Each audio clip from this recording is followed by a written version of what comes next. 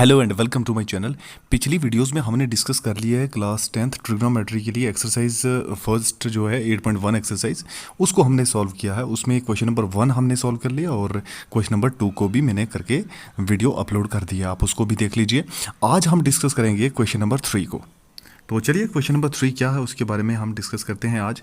Question number 3 है if sine A is equal to 3/4। हमें calculate करना है कॉस ए और टेन ए। ठीक है, देखो साइन ए दिया हुआ है, हाँ? एंगल कौन सा दिया है? एंगल ए दे दिया गया है। एंगल भी दिया है sine A is equal to 3/4। हमें कॉस ए और टेन ए इसकी वैल्यू फाइंड करनी है।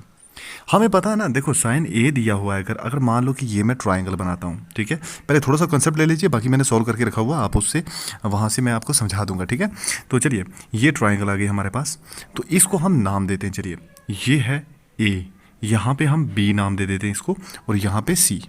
ठीक है, आप देखो यहाँ पे है sine A is equal to 3/4। ज़रा ध्यान से समझना इस चीज़ को। ये ना sine A is equal to 3/4, तो हम इसको क्या लिख सकते हैं? 3/4, यानी कि साइन ए किसके इक्वल होता है? मैंने बताया था some people have curly black hair till painted black. तो some people have, S for sign होता है ना, सम पीपल हैव पी और एच। देखो अगर साइन P/H के इक्वल होता है, इन्होंने दिया 3/4, इसका मतलब P जो है वो 3 के इक्वल और H जो है वो 4 के इक्वल होगा, है ना। तो P/H के इक्वल था, इसलिए 3/4 जो है वो P/H के इक्वल, यानी कि साइन ए P/H मतलब 3/4 के इक्वल है। परपेंडिकुलर, इसका मतलब परपेंडिकुलर कितना हो गया? 3, और हाइपोटेन्यूज 4 हो गया। तो बस यहाँ पे हमें पता है कि हाइपोटेन्यूज कौन सी होती है? सबसे लंबे वाली लाइन। तो हम यहाँ पे लिखेंगे कितना? परपेंडिकुलर कितना? 4 सेंटीमीटर, और 3 सेंटीमीटर हमारे पास क्या है? परपेंडिकुलर। सॉरी, परपेंडिकुलर कितना? परपेंडिकुलर यहाँ पे, हाँ बिल्कुल, परपेंडिकुलर हमारे पास 3 है और 4 हमारे पास हाइपोटेन्यूज है। तो परपेंडिकुलर कौन सा होगा बता सकते हैं? बिल्कुल, क्योंकि एंगल दिया है साइन ए दिया ना, तो इस एंगल के रिस्पेक्ट में ये हमारे पास परपेंडिकुलर होगा, इसके सामने वाली साइड। ठीक है, तो ए के सामने परपेंडिकुलर होता है, तो परपेंडिकुलर हमारे पास 3 सेंटीमीटर आ गया। तो आप देखिए ना, ये 3 सेंटीमीटर आ गया, ये 4 सेंटीमीटर आ गया। तो ये जो है ये हमें बेस निकालना है, इसको बेस कहेंगे हम, ए बी बेस। ये हमें निकालना है। कैसे निकालना है चलिए मैं आपको बताता हूँ आगे।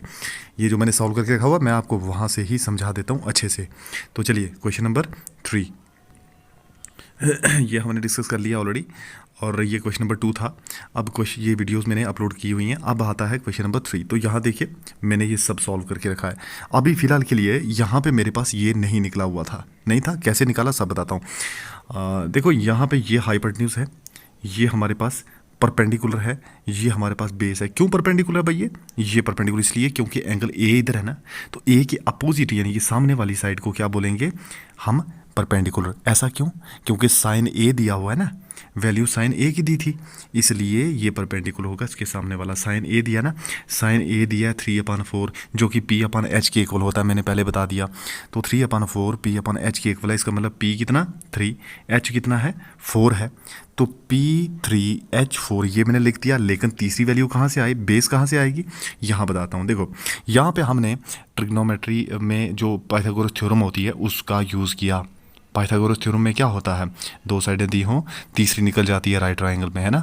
तो ये क्या होती है? हाइपोटेन्यूज का स्क्वायर। हम कितने दिनों से पढ़ते आ रहे हैं, देखो हाइपोटेन्यूज का square perpendicular square plus base square के इक्वल होता है, ये होता है बिल्कुल। अब देखो हाइपोटेन्यूज यहाँ पे AC है, कहाँ पे? ये देखिए यहाँ पे सबसे बड़े वाली साइड कौन सी? AC है।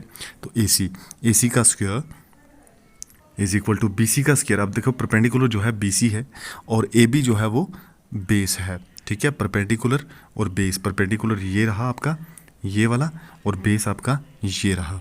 ठीक, अभी नहीं निकला, अभी √7 नहीं निकला हुआ, ये बाद में निकलेगा। कैसे निकलेगा बताता हूँ। देखो AC की वैल्यू हमने ऊपर से देखकर ट्रायंगल से लिख दी। AC 4 दिया हुआ है। BC आप डायग्राम में देखिए, BC जो मैंने ट्रायंगल बनाई है उस पर BC जो है वो 3 है, तो स्क्वायर है, तो इसलिए स्क्वायर भी लिख दिया ना ऊपर। ठीक है, तो 3 के ऊपर स्क्वायर था, स्क्वायर भी लिख दिया। अब बीच में प्लस है तो यहाँ पे प्लस लिख दीजिए, और AB का स्क्वायर क्योंकि हमें नहीं दिया हुआ वही तो निकालना है, बेस। AB बेस है ना, बिल्कुल। तो यहाँ पे क्या करेंगे हम कि 4 का स्क्वायर आपको पता है वो होता है 16 के इक्वल। ठीक है, तो आप लिखेंगे 16, हमने लिख दिया यहाँ पे 16। उसके बाद यहाँ पे 9 आ गया, क्योंकि 3 का स्क्वायर कितना होता है? 9 होता है, और AB का स्क्वायर बिल्कुल सेम टू सेम हमने यहाँ पे लिख दिया। ठीक है, यहाँ तक तो बिल्कुल क्लियर हो जाना चाहिए ना, बिल्कुल। अब देखो 16 ये 16 रहा, यहाँ पे आ गया 16, और ये 9 जो प्लस का है यहाँ पे आके इसको माइनस का ले आएंगे। क्यों? क्योंकि लेफ्ट से राइट से लेफ्ट को ले आए, इक्वल टू क्रॉस किया, और जो साइन इसका चेंज हो गया, जो प्लस था वो माइनस में हो गया। तो ए बी स्क्वायर ये तो सेम ही रहेगा ना, ये सेम रहेगा। तो ए बी स्क्वायर क्या हो गया? 16 माइनस 9 कितना होता है? 7 होता है। तो 16 माइनस 9 जो है वो 7 हो गया ए बी स्क्वायर।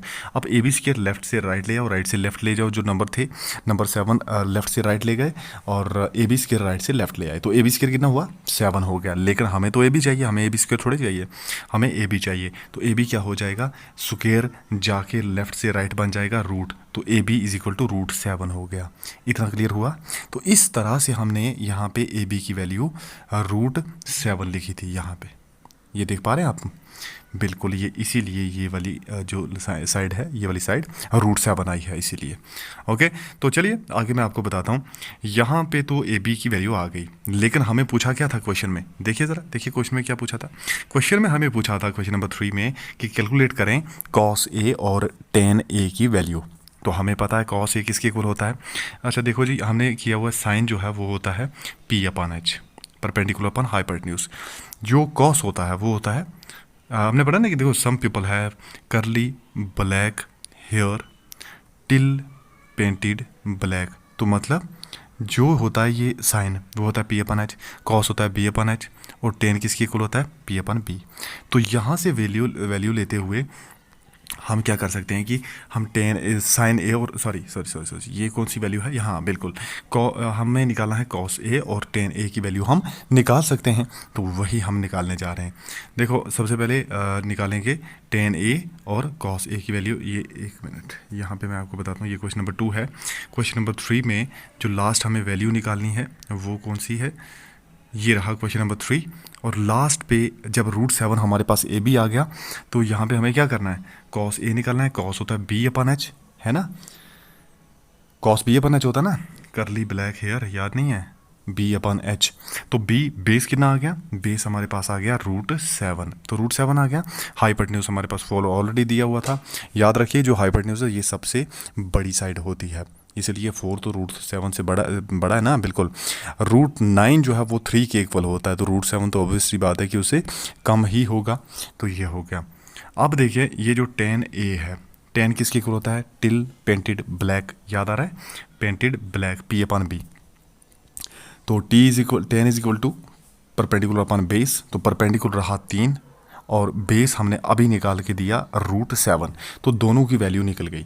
cos A निकल गया √7/4, और tan A निकल गया 3/√7। तो इस तरह से आप वैल्यू फाइंड कर सकते हैं। बिल्कुल आसान है। देखिए, सब में एक ही मेथड तो लग रहा है ना? सबसे पहले अगर साइड्स को निकालना चाहते हो तो लगाइए पाइथागोरस थ्योरम। अगर आपको रेशियोज निकालनी, ट्रिग्नोमेट्री रेशियोज, वो P/H B/H, तो वो तो मैंने एक सेंटेंस ही बता दिया था, उसी से ही ट्रिक से आप आराम से उसकी वैल्यू बता सकते हो। साइन किसके इक्वल, कॉस किसके इक्वल, tan किसके इक्वल। उसी के अपोजिट में अगर कोई कोसेक ही पूछ ले तो साइन का अपोजिट है, साइन अगर P/H है वो H/P हो जाएगा, कॉस अगर B/H है वो H/P हो जाएगा उसका सेक, क्योंकि उल्टा होता है, उसी का अपोजिट में लेते हैं ना हम। बिल्कुल, तो ये आई होप कि आपको इतना समझ आ गया होगा। अब नेक्स्ट वीडियो नया टॉपिक लेकर, नया क्वेश्चन लेकर, बल्कि अभी ये क्वेश्चन नंबर 3 था, क्वेश्चन नंबर 4 मैं नेक्स्ट वीडियो में आपको दूंगा। Okay, bye.